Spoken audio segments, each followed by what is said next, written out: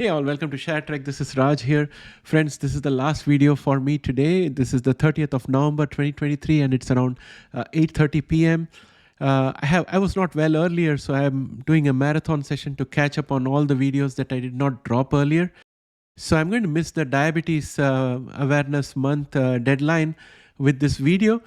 But suffice to say, this video is for type 1 diabetes and it's focused on a new company. It's a Canadian company and it's focused on type 1 diabetes, hemophilia A, and thyroid disease. They have a unique platform about which I'll talk in detail. I'll give you more information about this company. Let's get started.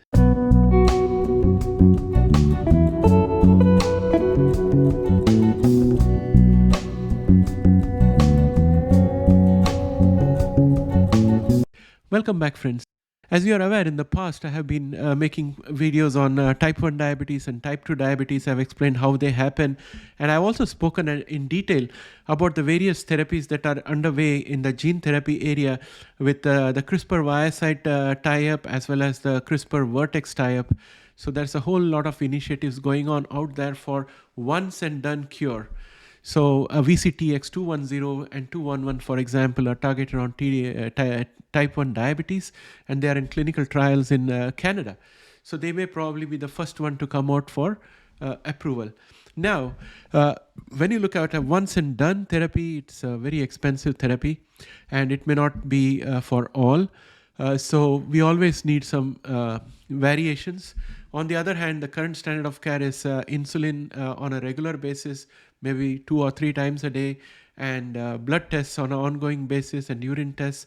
So it's a kind of tight regime. On the other end, with the gene therapy, you have got once and done. You don't have to worry about it. And somewhere in between is where I think Sernova comes in, and it gives a really good third option to people, which takes away a great deal of pain that you have with the current standard of care. At the same time, it's not just like the once and done gene therapy, but it will be more affordable, more manageable, and still do the job. That's my personal opinion. So let me talk more about this company. And before I go there, I would like to just give you a quick reminder. Viacyte is a company that had a pouch which used to have islet cells that generated insulin. And the first version of their product used to sit on the back of the patient on the skin. Then they came up with the advanced version, which could be implanted under the skin. But in both cases, the human immune system attacked and destroyed the islet cells. And ultimately, they had to change the pouch time and again. And because of that, they went ahead and tied up with CRISPR Therapeutics to give immune evading capability to the islet cells or the beta cells. And that's what they are working on, and that's the substance of VCTX 210 and 211. Now let me introduce Sernova and their solution to type 1 diabetes. It's similar to Viacyte. It's a pouch mechanism. While Viacyte sought gene editing to hide beta cells, Sernova is looking at a conformal coating technology that will shield the beta cells in the pouch from immune system. I believe right now immune suppressants are used locally to preserve the beta cells, and the company wants to perfect the pouch and conformal coating technology and deploy it not only for diabetes but also for thyroid disease. I think if they are successful in this approach, it could open up a variety of indications for treatment. The way I understand their conformal coating is that it will only allow insulin to get out from the beta cells, and it will camouflage the beta cells from the immune system, and therefore it will protect the immune system.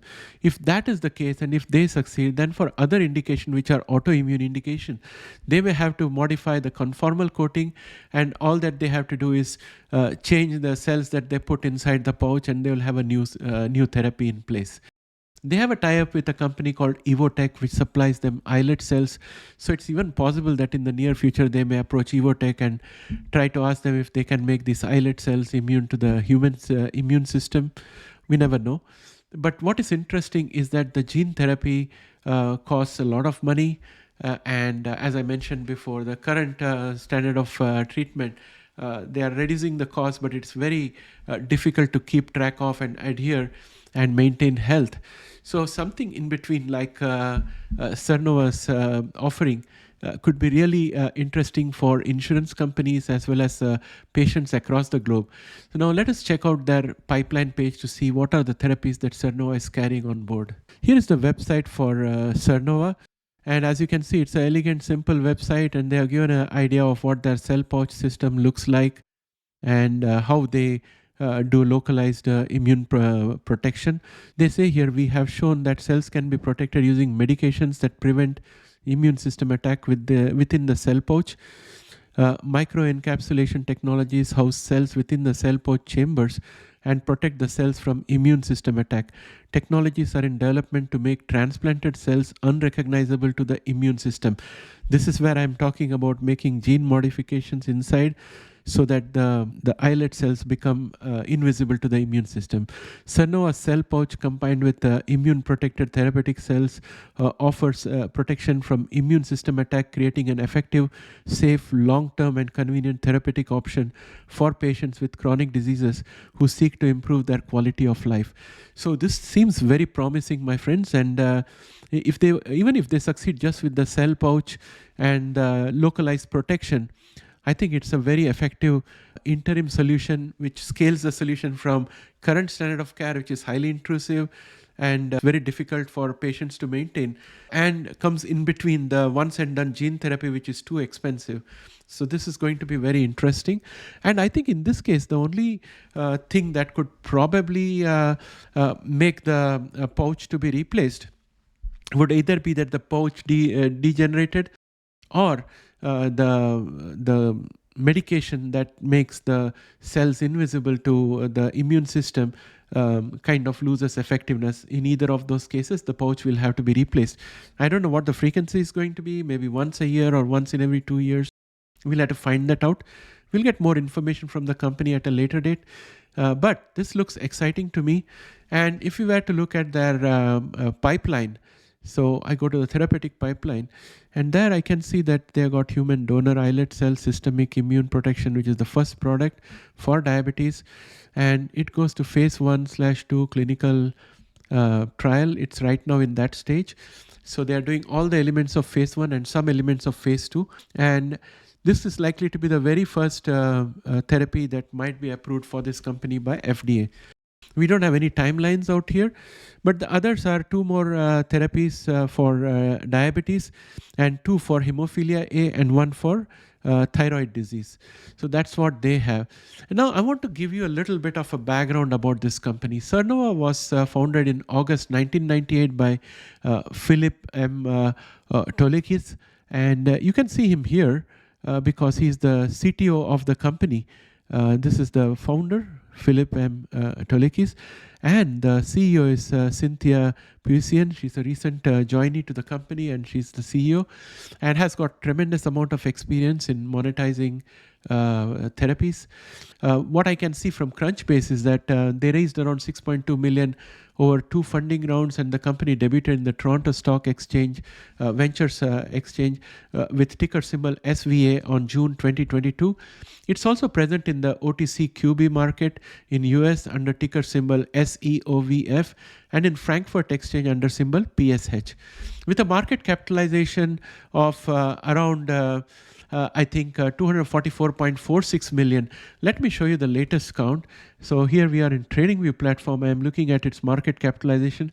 At the end of the day today, it was valued at 224.466 million. So that's the value market capitalization of Sernova as of today. And the company has no debts, in my opinion, based on whatever I have seen so far, and sufficient funds to last the next 12 months.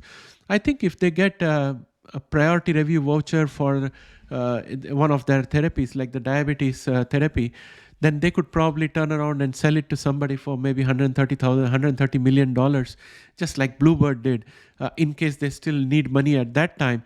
But I don't think the diabetes therapy is going to be approved within the next 12 months.